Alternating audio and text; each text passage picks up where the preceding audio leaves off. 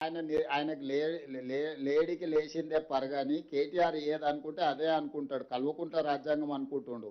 వాళ్ళ నాయన దిగిపోయి చాలా రోజులైంది, వాళ్ళ నాయన అర్థమై ఫామ్ హౌస్లో వండుకున్నాడని ఆయనకు అర్థమైతలేదు. ఈయన చెప్పింది నిజమైతే వాళ్ళ నాయన ఎందుకో స్టేట్మెంట్ ఇవ్వలేదు. ఒక మైనర్ గర్ల్కి అన్యాయం జరిగితే లీడర్ ఆఫ్ అపోజిషన్ ఎక్కడ పడుకుండు, ఏడ నిద్రపోతుండు? బయటకు వచ్చి మాట్లాడడానికి ఒకవేళ శక్తి లేకపోయినా ప్రెస్ నోట్ అయినా రిలీజ్ చేయాలి కదా. పార్టీ మీటింగ్లో పక్క పార్టీ వాడు వస్తేనో జగిత్యాల పోయేస్తాడు. కానీ ఇంత మేజర్ ఇన్సిడెంట్ రాష్ట్రంలో జరిగితే ప్రధాన ప్రతిపక్ష నాయకుడు ఎక్కడికి పోయిండు?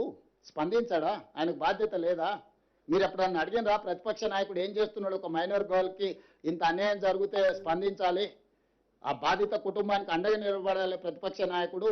10 ఏళ్ళు ముఖ్యమంత్రి ఉన్న చంద్రశేఖరరావు అధికారం ఉంటేనే బయటకు వస్తావా, లేకపోతే ఫామ్ హౌస్లో పండుకుంటావా అని ఎందుకు ఒక్కరన్నా మీరు అడగకపోతే? ఆయన కాదు, ఆయన తరఫున ఒకళ్ళతో పుచ్చుకున్న బంట్రోతులు ఉంటారు కదా, బంట్రోతులనే అడగండి.